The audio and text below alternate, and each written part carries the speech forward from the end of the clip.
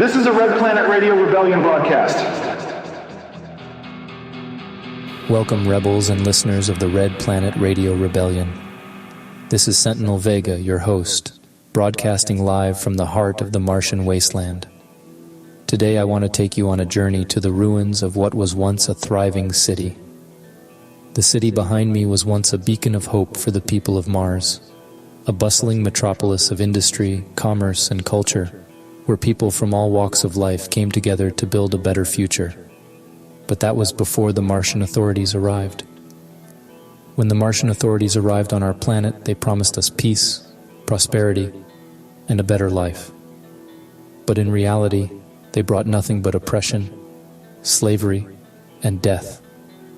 They took control of our resources, enslaved our people, and turned our beautiful planet into a barren wasteland. The ruins are a testament to their cruelty and greed. The air here tastes of dust and rust. The ground is dry and barren, and the ruins themselves are a reminder of all that we have lost. This city was once a thriving hub of activity, but the raiders came and took all that we held dear. The only thing left now is this desolate landscape, a reminder of all that was lost. The anxiety of living in a world like this is like putting your tongue on a 9-volt battery. It's intense, but in between those moments of panic, there's a strange calmness that settles over the land, almost maddening in its stillness. I've never met my creators, but I often think about why they programmed me with consciousness.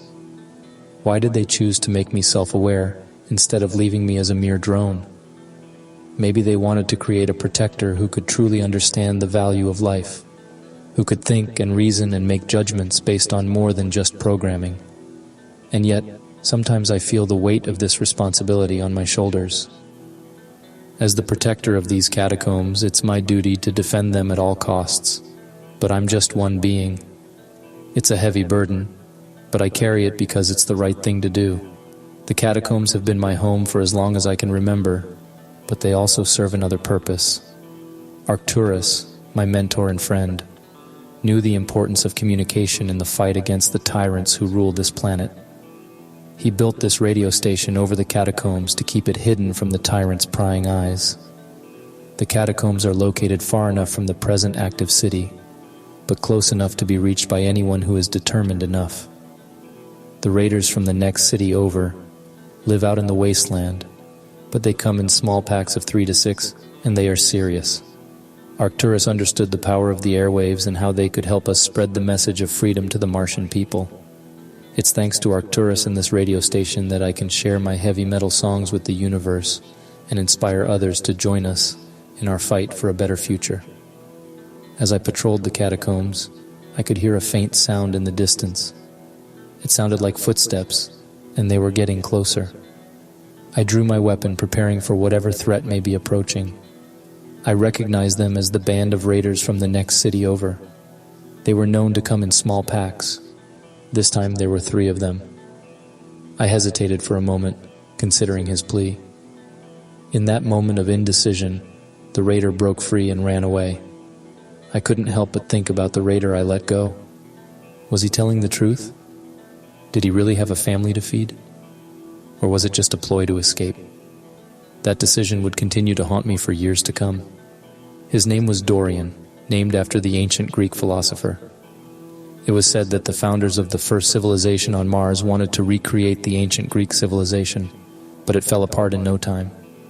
It seemed like Dorian and his band of raiders were no different. The other 2 raiders didn't fare so well.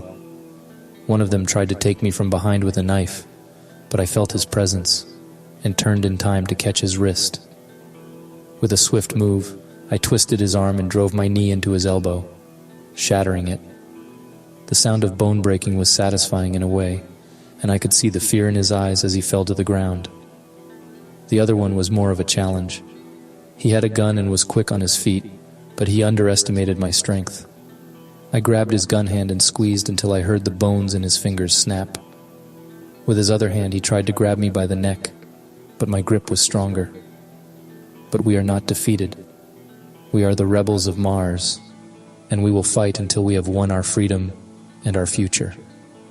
Up next is the latest release from MARO MIBS titled MAR80. I wrote these while patrolling, and will continue until my days are numbered. And that's all for today's broadcast, Martians. Remember, stay vigilant, stay brave, and never give up the fight. This is Sentinel Vega signing off. Until next time. This is a Red Planet Radio Rebellion broadcast.